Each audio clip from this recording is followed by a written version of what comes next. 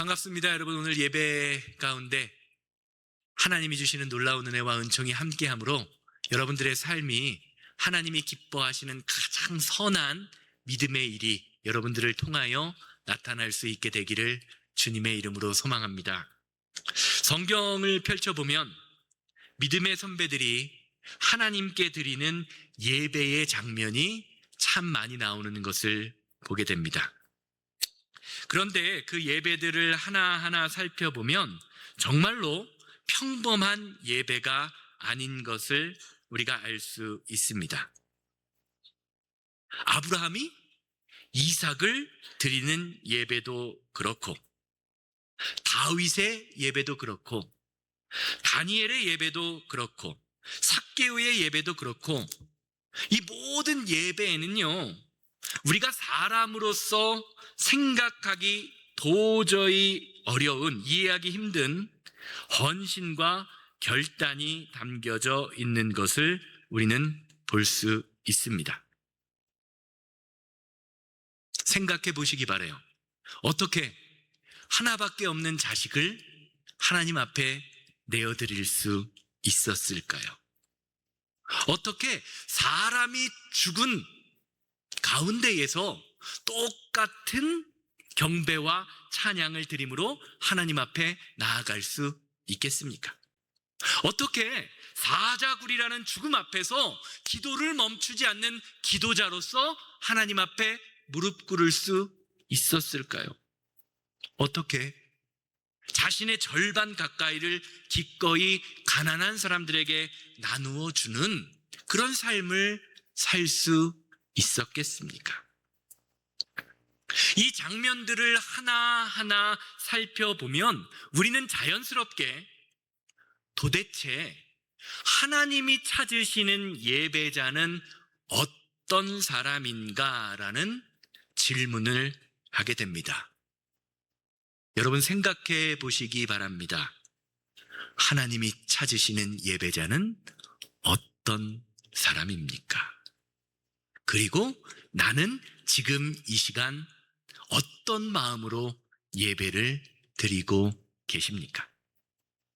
정말 내가 드리는 이 예배의 시간이 하나님이 찾으시는 그런 예배를 드리고 있다라고 자신 있게 말씀하실 수 있으십니까?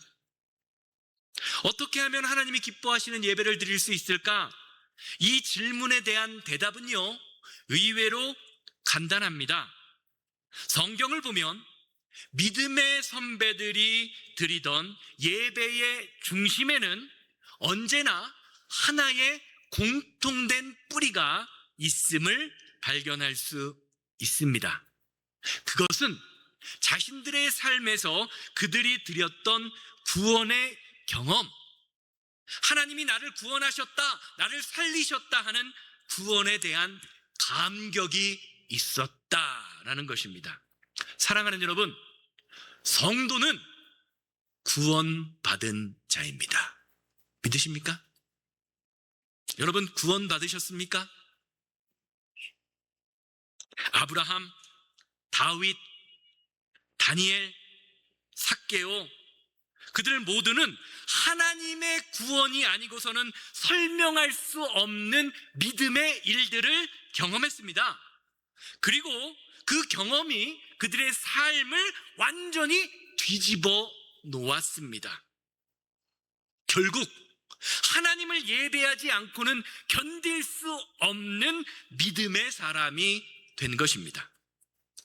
사랑하는 여러분, 구원이란 단순한 감정이 아니라 저와 여러분들의 인생을 바꾸는 감격입니다.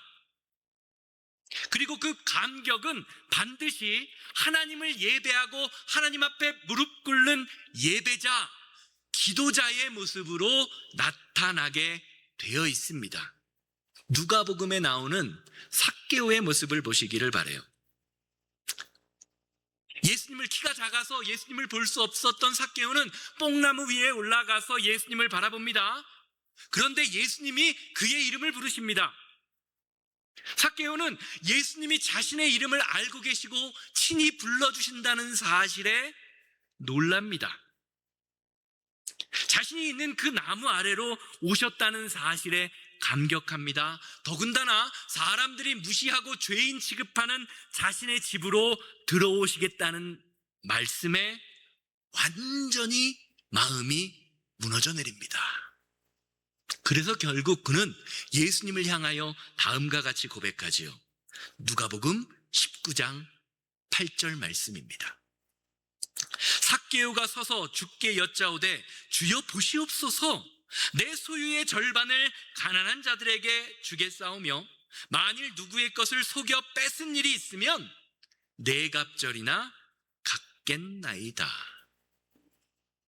놀라운 고백입니다. 자신의 모든 소유권을 내려놓겠다는 고백이지요. 예수님께서는요, 이 삭개오의 고백을 보시고 다음과 같이 평가하십니다. 9절 말씀, 이어지는 말씀 보시기를 바라요.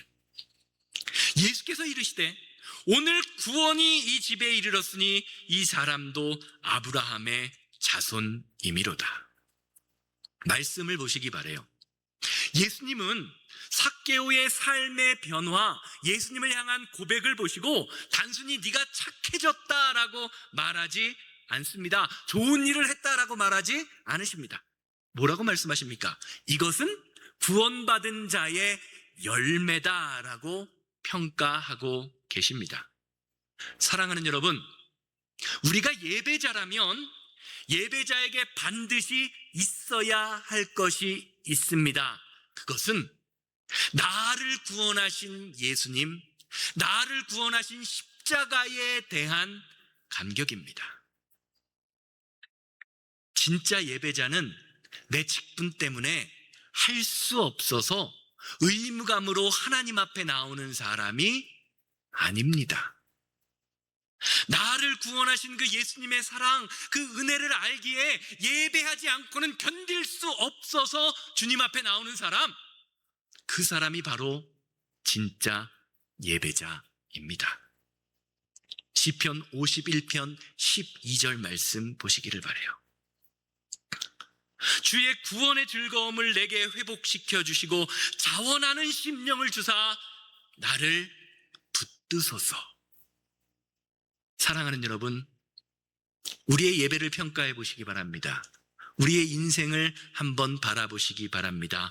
왜 우리의 예배가 항상 뒷전입니까? 혹시 나를 구원하신 주님에 대한 구원의 감격이 없기 때문이 아닐까요? 구원에 대한 감격이 없으니 내가 맡은 직분이 의무화가 됩니다. 예배가 의무처럼 느껴집니다. 형식이 됩니다. 결국 하나님보다 다른 나의 일들, 상황이 우선이 되는 것입니다. 그러나 구원의 감격, 구원의 즐거움이 있으면 누가 시키지 않아도 예배합니다. 다윗은 그것을 무엇이라고 이야기합니까? 자원하는 심령이다라고 말하고 있습니다.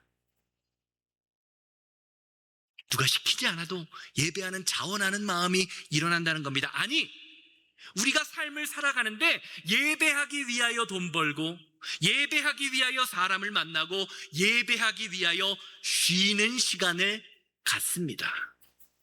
사랑하는 여러분, 지난주에도 말씀드렸지만 참된 예배자에게는요, 편히 쉬는 것조차도 예배입니다. 편히 쉬는 것조차도 예배입니다. 히브리서 4장 9절에서 11절 말씀에서 이걸 아주 분명히 밝히고 있어요. 히브리서 4장 9절에서 11절입니다. 그런즉 안식할 때가 하나님의 백성에게 남아있도다. 이미 그의 안식에 들어간 자는 하나님이 자기 일을 쉬심과 같이 그도 자기의 일을 쉬느니라. 그러므로 우리가 저 안식에 들어가기를 힘쓸지니 이는 누구든지 저 순종하지 아니하는 본에 빠지지 않게 하려 함이라. 히브리서 기자가 말하는 이미 안식에 들어간 자들이란 예수 그리스도의 십자가를 통해 구원받은 자들입니다. 성도를 의미하죠. 즉 구원받은 자들에게는 반드시 참된 쉼과 순종의 삶이 유기체적으로 연결되어 있음을 성경은 말해주고 있습니다. 사랑하는 여러분, 참된 예배자는요, 예배 시간만 예배하는 자들이 아닙니다. 우리의 삶 전체가 이미 하나님께 드려질 때 하나님이 우리의 삶을 예배의 삶으로 받아주신다라는 것이죠. 그래서 우리가 열심히 일을 해서 돈을 벌어도 그것이 하나님을 향하고, 사람을 만나도 내 사람을 만남이 복음 전함의 기초가 되고, 하루를 마무리하며 쉬는 그 순간까지도 하나님을 생각하며 나에게 쉼을 주신 하나님께 감사할 수 있게 되는 것입니다. 이것이 참된 예배자의 삶입니다. 왜냐하면 예배자의 삶 전체에 나를 살리신 구원의 감격, 예수 그리스도의 십자가의 은혜가 넘치고 있기 때문입니다. 흐르고 있기 때문입니다. 오늘 본문 말씀도 이것을 증거합니다. 오늘 말씀은 자신을 구원하신 예수님에 대한 감격을 표현하는 한 여인 마리아에 대한 이야기입니다. 주님께서는 이 여인의 행동에 대해 다음과 같이 평가하시죠. 마가복음 14장 9절 말씀입니다. 내가 진실로 너희에게 이르노니 온 천하에 어디서든지 복음이 전파되는 곳에는 이 여자가 행한 일도 말하여 그를 기억하리라 하시니라. 사랑하는 여러분, 하나님은 저와 여러분이 드리는 이 예배를 기억하시는 분입니다. 하나님이 우리의 모든 예배를 기억하고 계십니다. 오늘 말씀에서 기억하다라는 말의 의미는 단순히 그냥 머릿속에서 알고 있다, 생각하다, 그런 기억하다라는 말의 의미가 아니라 응답하다라는 의미가 있습니다. 즉 마리아의 행위를 기억하리라라는 이 주님의 말씀은 그녀의 이름을 남겨주겠다는 명예로운 약속에서 그치는 것이 아니라 마리아의 간절한 예배와 헌신에 반드시 응답하시겠다는 약속의 말씀을 주고 계신다라는 것이지요. 사랑하는 여러분, 응답받기 원하십니까? 여러분들의 기도와 여러분들의 삶의 모든 제목에 응답받기 원하시나요? 응답이라는 것은요, 여러분, 진심이라는 마음이 통할 때 우리의 삶에 일어나게 되어 있는 것입니다. 하나님을 예배하는 참된 예배자가 된다는 것은요, 이런 점에서 무엇이냐? 우리의 마음이 예수 그리스도의 마음, 우리의 마음이 하나님의 마음과 하나 되는 것, 통하는 것을 의미합니다. 이게 성경이 말하는 응답이에요. 사도행전 13장 22절 말씀 보시기를 바랍니다. 하나님께서 다윗 왕을 세우시는 장면에서 다윗을 어떻게 평가하시는지 보시기 바라요. 다윗을 왕으로 세우시고 증언하여 이르시되 내가 이새의 아들 다윗을 만나니 내 마음에 맞는 사람이라 내 뜻을 다 이루리라 하시니라. 여러분, 여러분의 신앙생활, 여러분의 삶과 가정에서의 삶을 생각해 보시기 바랍니다. 여러분의 삶은 하나님이 보시기에 야, 저 사람은 정말 내 마음에 맞는 사람이다 라는 그 믿음의 일들이 있으십니까? 말씀드렸지만 하나님의 뜻은요, 하나님과 마음이 통하는 사람만이 이루어낼 수 있는 일입니다. 내가 가지고 있는 재능이나 물질로만 이루어지는 세상 것과는 다른 차원입니다. 마가복음 13장 3절에서 5절 말씀 한번 보세요. 마리아가 어떻게 예수님과 마음이 통하고 있는지 보시기 바랍니다. 예수께서 베다니 나병 환자 시몬의 집에서 식사하실 때에 한 여자가 매우 값진 향유 곧 순전한 나드 한 옥합을 가지고 와서 그 옥합을 깨뜨려 예수의 머리에 부으니 어떤 사람들이 화를 내어 서로 말하되 어찌하여 이 향유를 허비하는가? 이 향유를 300데나리온 이상에 팔아 가난한 자들에게 줄 수 있었겠도다 하며 그 여자를 책망하는지라. 마리아는 자신의 모든 것을 들여 예수님을 향한 마음을 표현하고 있습니다. 그런데 그곳에 있던 사람들은요, 이런 마리아의 행동을 보면서 화를 내면서 그를 책망합니다. 예수님을 향한 그 옥합, 내가 가진 모든 것을 들여서라도 예수님께 경배하고 예배하고 싶은 그 마음, 구원의 감격을 바라보지 못한 채 무엇을 바라보고 있어요?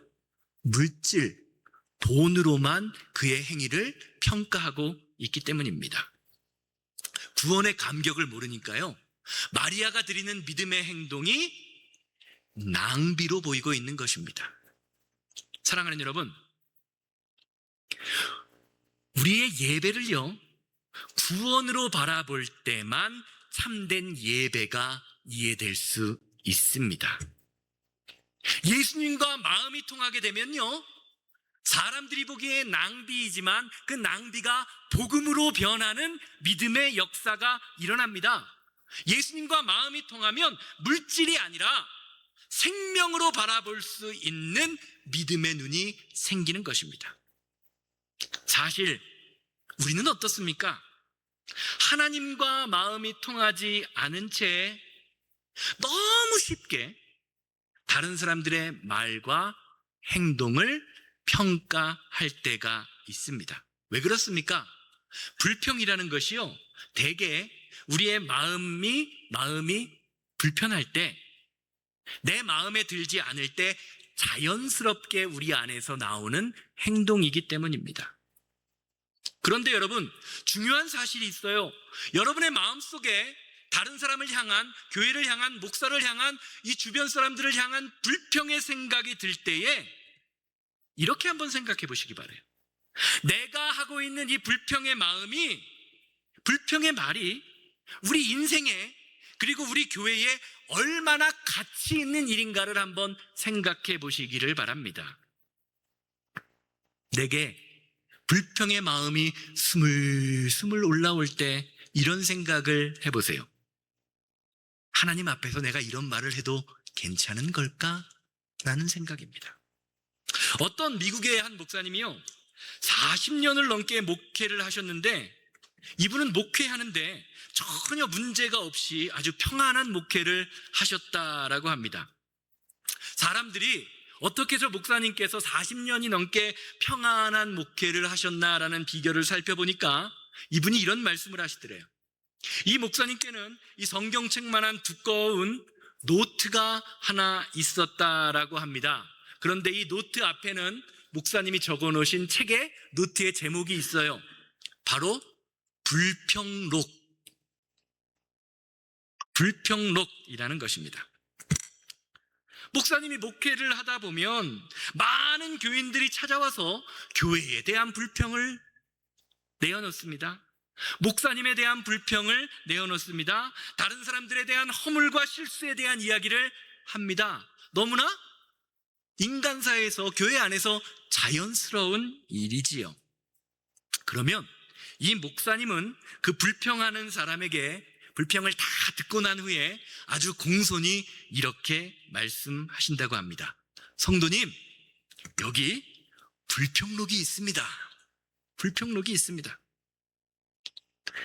제가 성도님이 말씀하신 그대로 이 불평록에 모든 것을 적어 놓겠습니다. 그리고 시간 나는 대로 사람들을 만나서 내 행동을 고쳐서 성도님의 불만을 해소하도록 노력하겠습니다.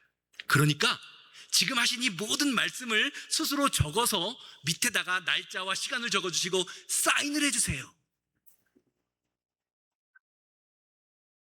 그러면 대부분 목사님을 찾아왔던 교인들이 이런 반응을 보인대요. 아니요, 목사님, 뭐 기록에 남기고 서명할 정도의 이야기는 아닙니다 라고 말하고 무한한 표정으로 돌아간다라고 합니다. 그렇게 40년을 목회하셨는데 항상 불평록을 성경책과 함께 끼고 다니니까요, 그 불평록에 불평을 적고 사인하신 분이 40년 동안 한 분도 없는 깨끗한 노트가 되었다라고 합니다. 사랑하는 여러분, 한번 생각해 보세요. 우리는요, 불평하기를 좋아합니다. 그런데 중요한 것은 그 불평에 책임지는 것은 싫어합니다. 책임지지 못할 불평이라면요, 여러분, 하는 게 맞아요? 하지 않는 게 맞습니까? 어떠세요? 내가 책임지지 못해도 불평해야 됩니까? 책임지지 못할 불평이라면 하지 않는 것이 맞습니다. 여러분, 불평 마음껏 하세요. 그리고요, 그 불평한 것을 한번 실행해 보시기 바랍니다. 그러면 불평해도 돼요. 그런데 책임지지 못할 불평이라면 하지 말아야 합니다. 하나님이 과연 저와 여러분들의 불평을 듣고 계신다라면 여러분, 불평하시겠습니까? 여러분은 어떤 예배자입니까? 나를 구원하신 예수님에 대한 구원을 고백하는 예배자이십니까? 아니면 불평을 고백하시는 예배자이십니까? 사랑하는 여러분, 여러분이 누리고 있는 구원의 깊이가요, 여러분의 예배의 깊이를 결정합니다. 오늘 이 예배를 통해서 나를 구원하신 예수님이 온전히 고백되는 시간 되기를 주님의 이름으로 소망합니다.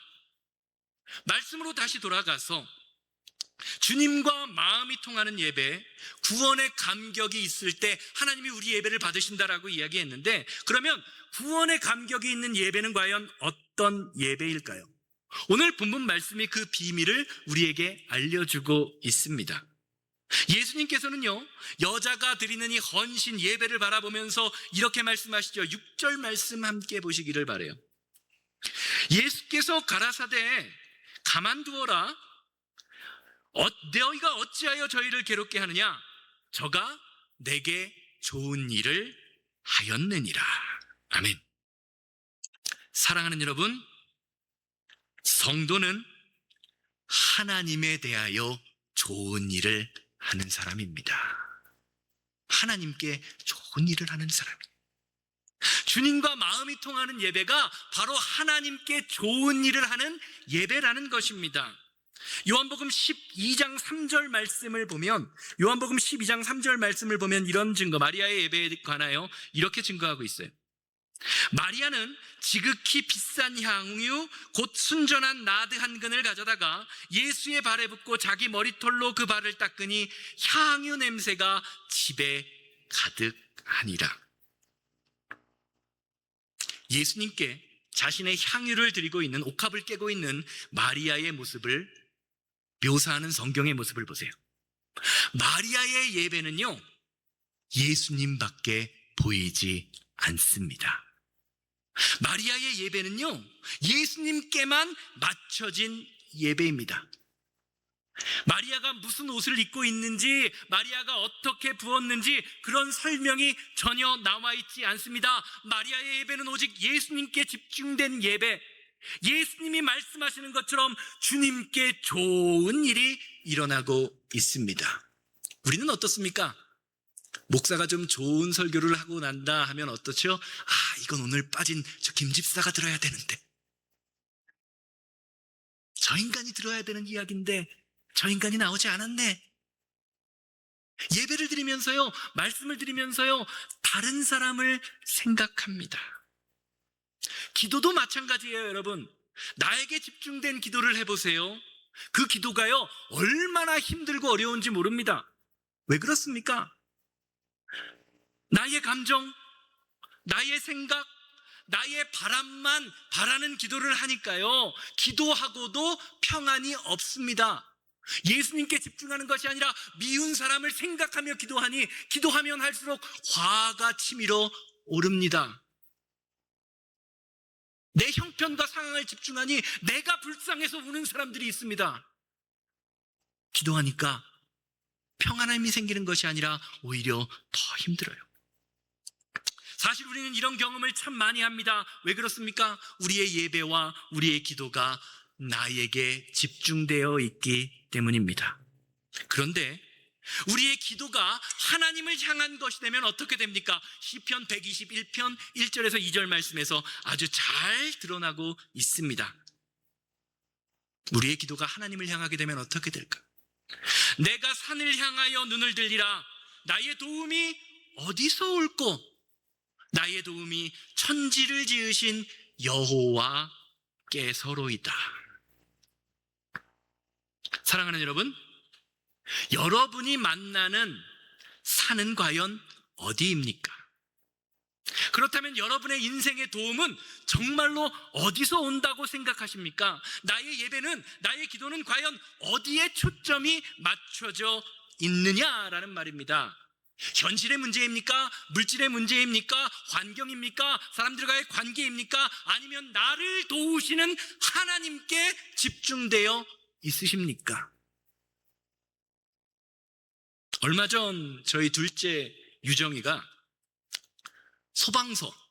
소방서의 현장학습을 다녀왔습니다. 어린아이의 눈에 소방훈련을 받는 그 소방관들이 얼마나 멋지게 보였겠습니까? 그 소방훈련을 하던 중에 유정이가 하는 그 소방훈련 가운데 유정이가 스스로 직접 소방호수를 들고 물을 뿌리는 장면을 거기 온 아이들에게 한 번씩 다 체험학습을 시켜줬던 것 같아요. 그런데 이 호수를 잡고 레버를 당기는 순간 유정이가 깜짝 놀랐대요. 왜냐하면 이 호수에서 뿜어져 나오는 물살이 자신이 생각했던 것보다 훨씬 더 강하게 느껴졌기 때문입니다.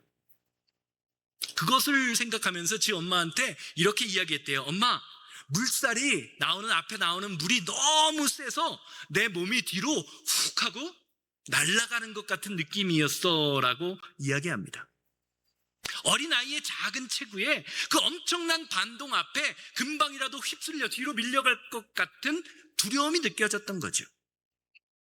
그런데 그때 뒤에 있던 소방관 아저씨가요, 유정이의 몸을, 어깨를 꽉 감싸듯이 쥐며 단단히 지지해 주었다고 합니다. 그때 유정이 마음에 신기한 일이 일어나요. 나를 날려버릴 것 같았던 그 무서운 물길이 이제 더 이상 두렵지 않게 느껴진 겁니다. 오히려 그 소방관 아저씨의 그 든든한 품 덕분에 유정이는요, 내가 날아가지 않는다는 확신이 생겼고요, 처음에는 무서웠던 그 물길이 재미있었대요. 너무 짧아서 아쉬웠어 라고 이야기하더라고요. 그리고 체험을 마치고 돌아온 유정이가요, 엄마에게 그 장면을 생각하면서 이렇게 이야기했대요. 엄마, 나를 뒤에서 꼭 잡아줬던 그 소방관 아저씨가 나를 뒤에서 지켜주시는 하나님처럼 느껴졌어. 하나님처럼 느껴졌어. 바로 이 장면입니다. 한번 보시기 바랍니다.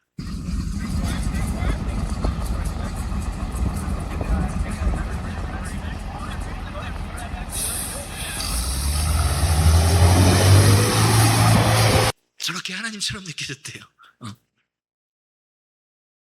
사랑하는 여러분, 우리가 인생을 살다 보면요, 내 힘으로, 내 노력으로 감당하기 힘든 것 같은 거센 물살이 밀려올 때가 있습니다. 아무리 버티려고 해도 도저히 버틸 수 없어서 금방이라도 날아갈 것 같은 비참함과 공포가 밀려오는 것이 우리 인생이에요. 아무리 열심히 준비하고 아무리 열심히 계획하고 노력해도 내 뜻대로 안 되는 것이 인생이지요. 하지만 그때 우리가 기억해야 할 것이 있습니다.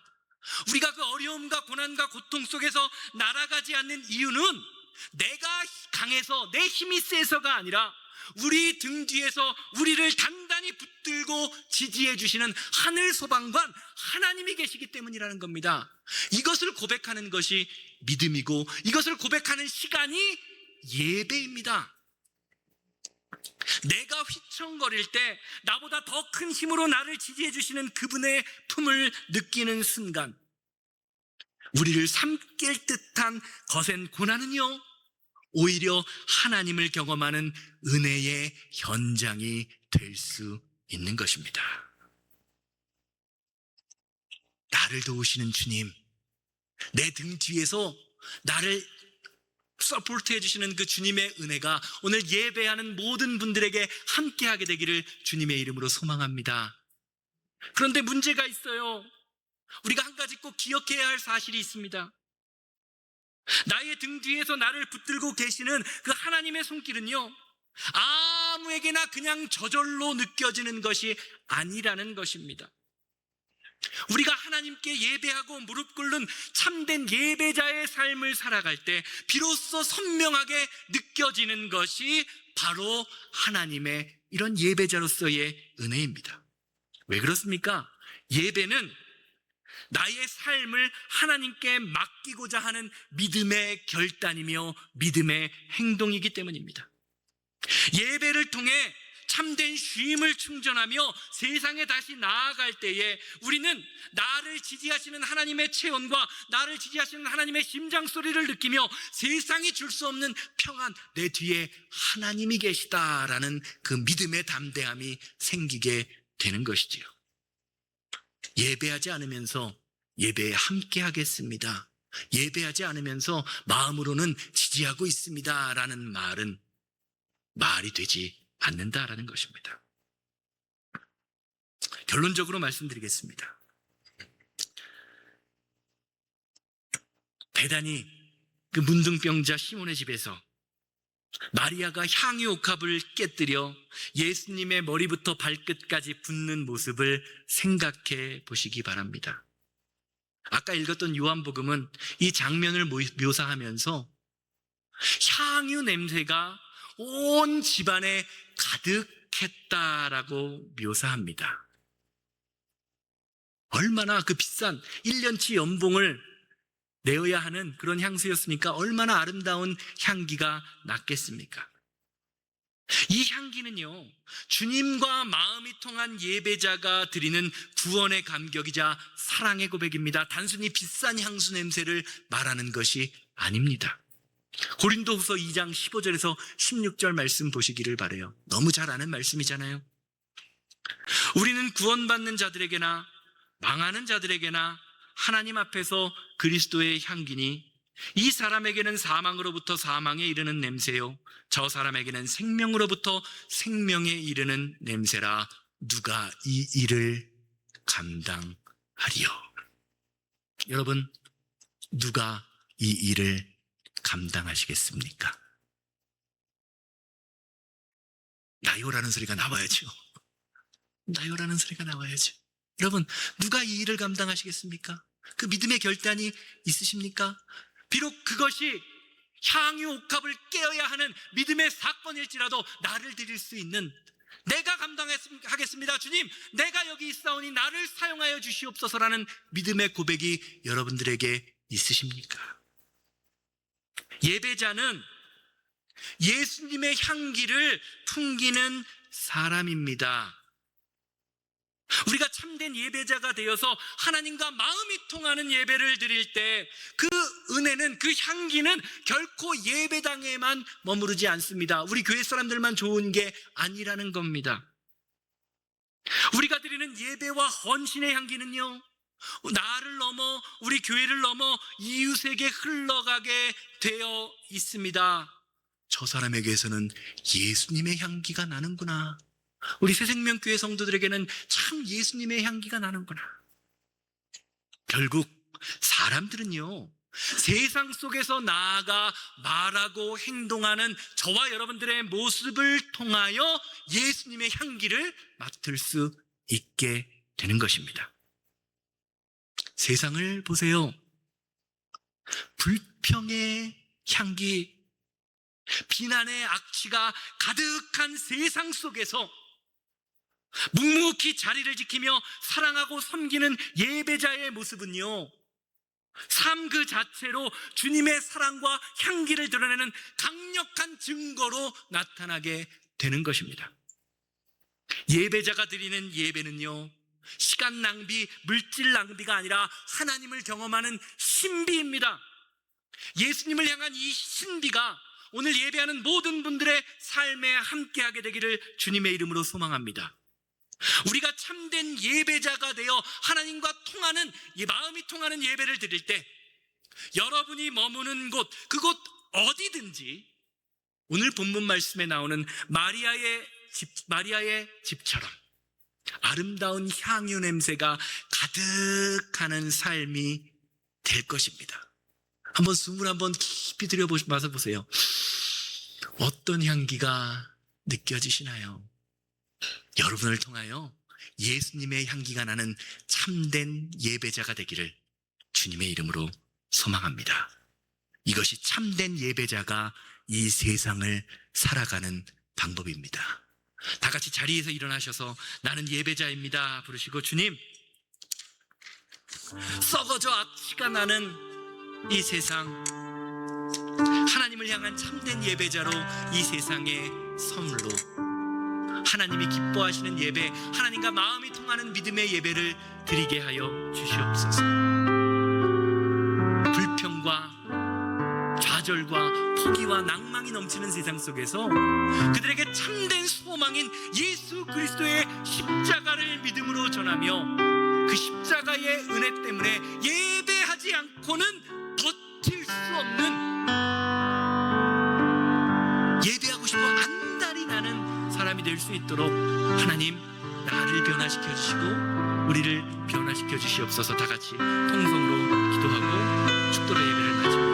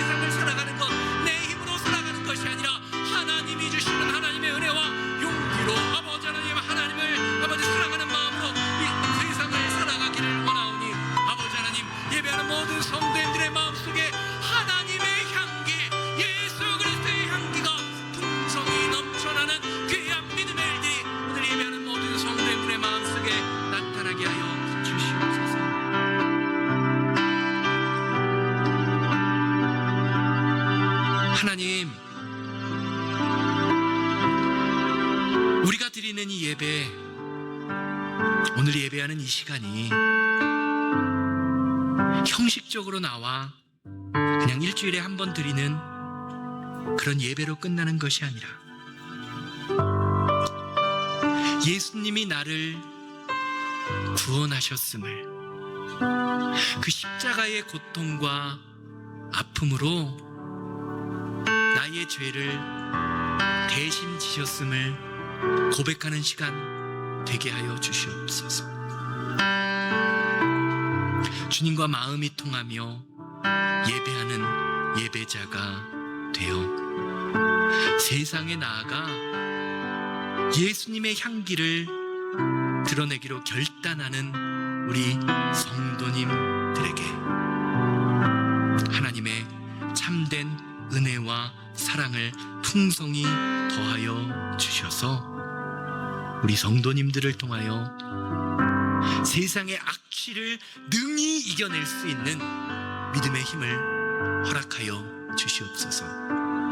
이제는 우리 주 예수 그리스도의 은혜와 아버지 하나님의 거룩하심과 성령님의 감화감동 역사하심이 예배를 마치고 삶의 자리로 돌아가 하나님과 깊이 마음이 통하는 예배를 드림으로 예수님의 향기를 널리 드러내는 우리 성도님들의 삶과 가정과 사업장 만나는 모든 사람들 위해 이제로부터 영원토록 함께 있을지어다. 아멘.